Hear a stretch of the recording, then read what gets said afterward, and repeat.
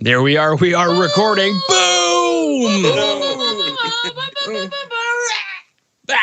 Hello, and welcome to the Rock Metal Podcast. I'm your host, John Harris, and on my right-hand side is my right-hand man, Gabriel. We're going to get this corroded guy to drown. We're going to get this corroded sky to drown. That's deeply poetic. Today on the Rock Metal Podcast, we have Slowfall. They've got a new album called Beneath the Endless Rains, which is released on October 23rd. And as of recording, that's today. Jeez Louise.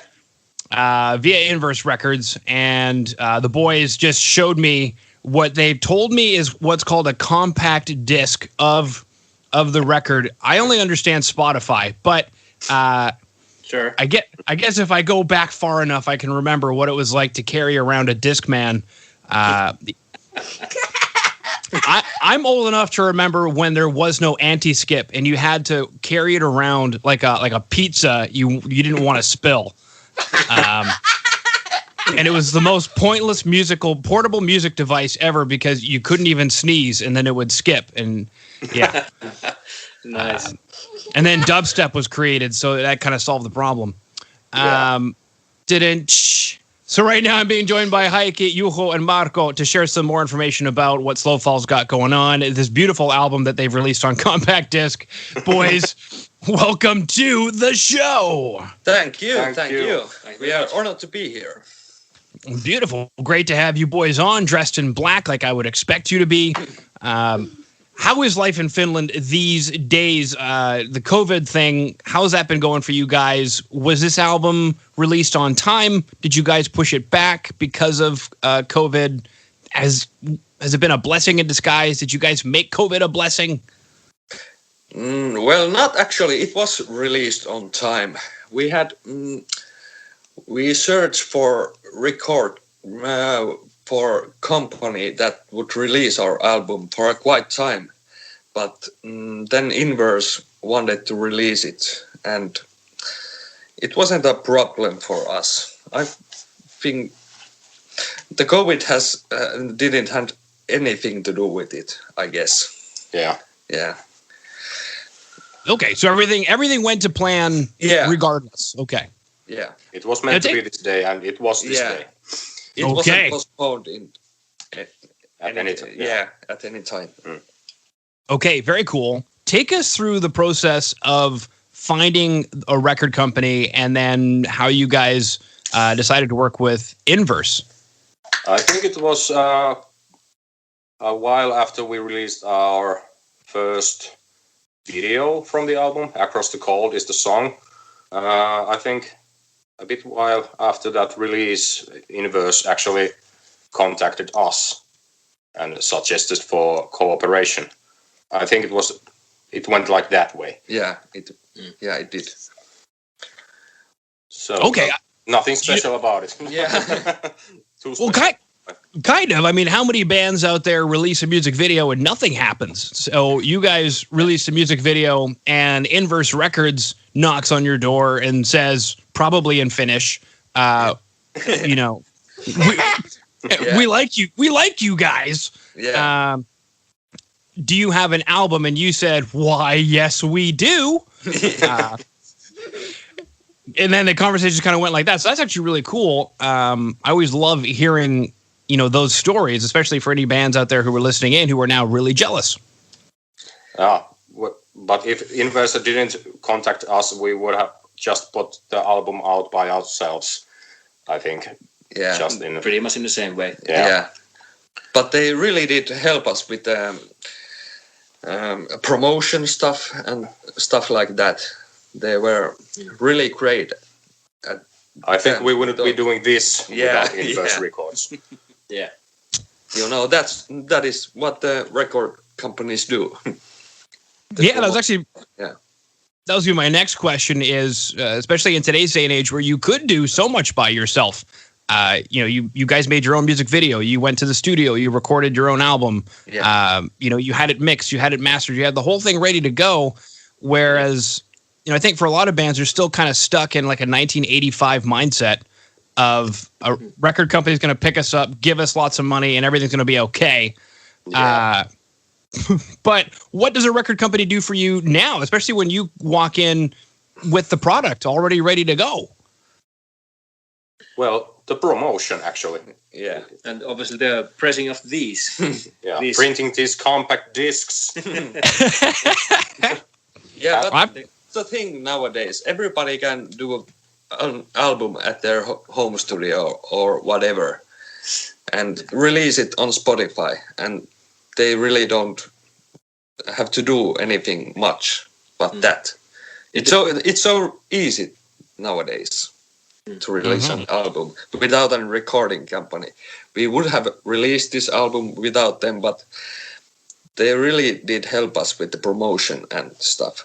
So Yeah, they're great guys. I've known Inverse for 3 years or so now, maybe even more. And they've got a great roster, as I'm sure you know. Great guys to work with. So I'm really excited for you guys. Now, I guess take us through the creation of this album, because you guys did it on your own. Is it self-produced? Did you work with a producer? It's self-produced. Yeah, we didn't have any. Inside the band. Yeah, we Yeah. produced.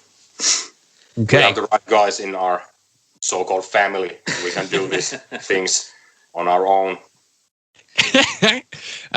What was the intention then in creating the album Beneath the Endless Rains? Now that you're holding the CD in your hands, aside from it being, a physical thing holding in your hands, musically, thematically, lyrically, what was the intention with Beneath the Endless Rains other than I Need an Umbrella? Well, musically, we wanted, because this is our first album, we really wanted it to shine, and we wanted it to have depth in certain ways, in many ways actually. We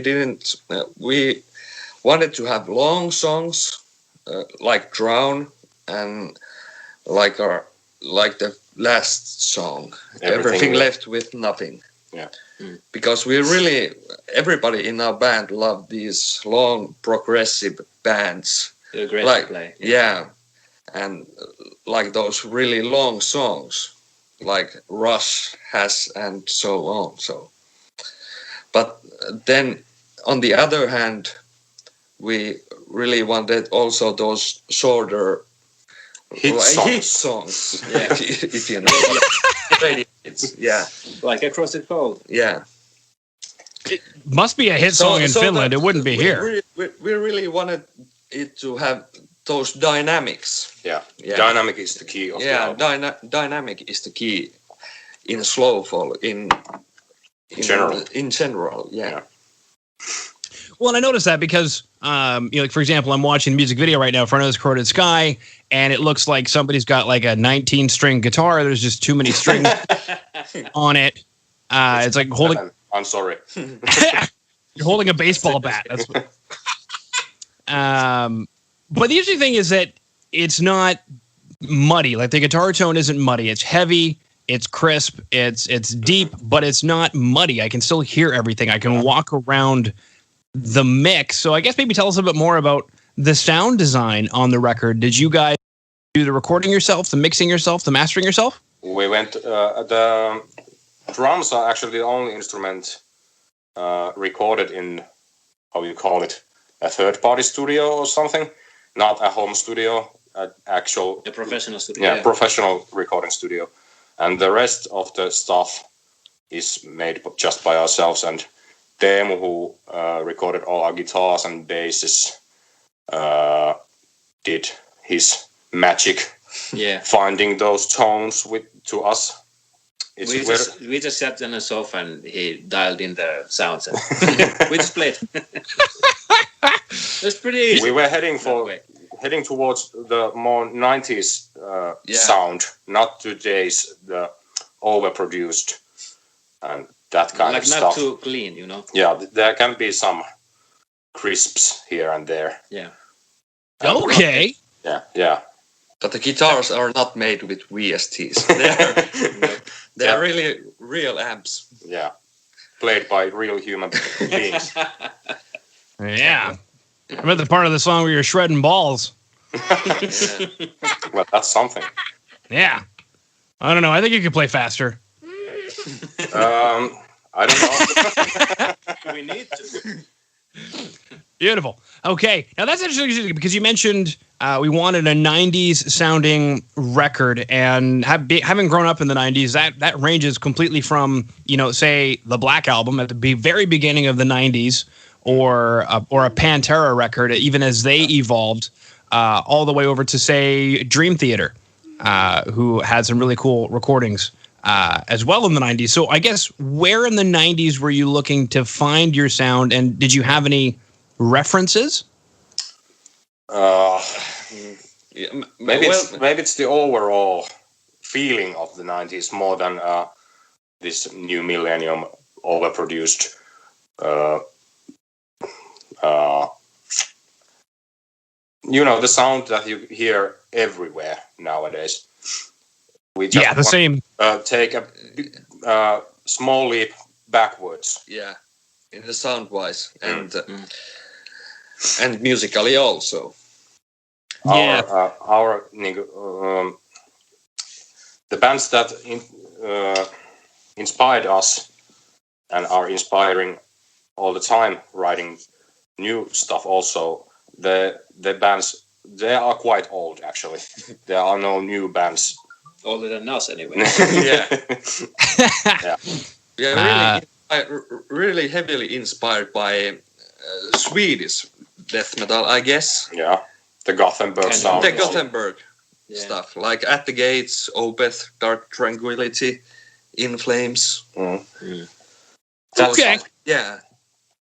I can see that. Yeah. And you guys have a point. Everybody's using the same kick and snare samples. Everybody's using the same Kemper profiled 5150 with an SM57. Yeah. So we wanted to do everything not that way. We wanted to avoid all that because we are also in our 40s or so. You are. Yeah. So. You don't look a day past 31. Yeah, thank you. I'm 31. I'm too. Yeah. All right, perfect. Now, getting back to these tracks, we have Under This Corroded Sky and Drown. The original track that was released was Across the Cold, and there's a music video for that. So if you go to today's show notes, www.therockmetalpodcast.ca, I will have the videos up for Across the Cold. And then there's two videos for Under This Corroded Sky, like an official music video, and then a playthrough. Yeah. So I'll have both of those up there. And I guess maybe just take us through. Drown feels so lonely right now. Drown doesn't have anything, but Under This Corroded Sky is like your favorite child that has all these videos. So Drown is our favorite child actually, but it's so long song. You can make so many mistakes in those playthrough videos. So we picked up the bit shorter song. Yeah. For a playthrough. And there's so many of those silent parts, Yeah. It wouldn't make really sense to make a playthrough of those. Very true. Now, I guess why is Drown your favorite song?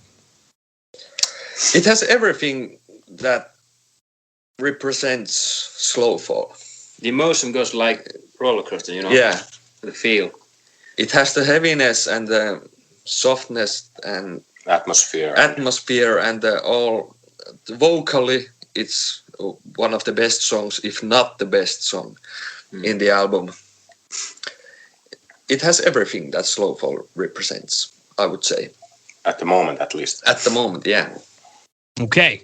Is that why, parenthetically, it's called Beneath the Endless Rains, because it represents the album? Yeah. Kinda, I would say. It's, the album title came first, and then I was going through the track list and noticed that there is no title song on the album yet, but there was this lyrical project called Drown at the moment, so I blend in those two, and it came out very beautifully, I think. Yeah, I agree. And it's a worth of a title, I think. It's a song I'm super proud of. My personal favorite, actually. Mm-hmm. But it's a very Finnish song title, Beneath the Endless Rains. You can't get any more Finnish, I think. I thought at first it would be too English. Very true. Weather-wise, but yeah, it rains pretty much all the time here in Finland as well. And now actually snow. So. Unless they were sorrowful rains, beneath the endless sorrowful rains. Then Yeah, that's the next album. Like that. Part 2. Wanna join the band? that'd be fantastic. We'll eat cinnamon buns and have meatballs. It'll be great. Now, something you mentioned as well was that this is an encapsulation of where Slowfall is now, and without the ability to play shows and tour and really work the album in the traditional sense, have you guys then hit to start writing the next batch of songs? Yep. Yeah. I think there is like 15 new songs. 16 new songs in the cooking. But and they need lots of work before they end up anywhere. I guess we have totally over 20 songs, you know. Not ready, but not in ready, our pockets. In our pockets, but yeah. Is there anything you guys can say about those tracks? They are as happy as the material on the first album. Well, that's good to hear. And then bending back on the thing that I said about, the traditional way of working this album would be to, tour around Finland. What are you guys doing in the meantime if that isn't a possibility? Write new songs, basically. Practice and write new songs. That's basically it. Whatever can we do? We were supposed to have 2 album release shows here in Finland next month. Yeah. But thanks to this global pandemic, it's some kind of flu. I haven't heard of it. Nothing. I guess it depends on who you ask. Yeah, but totally. Writing new music, that's the basic of our band today. Well, you know what they say, tomorrow is a buried hope. Yeah. Nice. Beautiful. All right, well. You've done a lot of homework. Why, thank you, boys. If I didn't, it would be a slow fall, and I don't like that, so. Da-da-da. Okay, beautiful. Well, I believe, unless I'm wrong, we've covered just about everything. We covered Drown, we covered Under This Corroded Sky, the playthrough, the music video. We even chatted about the first music video, Across the Cold, that won you guys a record contract with Inverse, which is exciting stuff. You guys have new music along the way, doing the best that you can amidst the global pandemic. Last I heard out of Finland, you guys basically wait every single month to find out if you can play shows. Is that still kind of the thing? Yeah. And it's very week by week stressful. Like, when can we do our release shows? Right after the second album release. Maybe we can do our release shows of our first album, I hope. It'll be a 4-hour show. Come on, everybody. Let's do this. We're going to play all 3 albums back to back right for you right now. Well, that would be a dream come true, actually. Yeah. Fantastic. It'd be like an Opeth show. It'd be great. Yeah. A bit longer. Beautiful. Is there anything that I missed that you guys wanted to chat about? Well, I don't know. This was our first interview ever, so it was nice. Okay. Well, thank you. Do you mind me asking why it was nice? It's nice to do these kind of interviews. You treated us gently. Yeah. Wasn't so bad. I was stressing all day. Like, can I even speak English today? I was so nervous, That's always a good question. I wonder that too myself sometimes. Beautiful. All right. Well, boys, and thank you so much for coming on to the Rock Metal Podcast today. Thank you. Thank you very much. It was an honor. Thank you very much.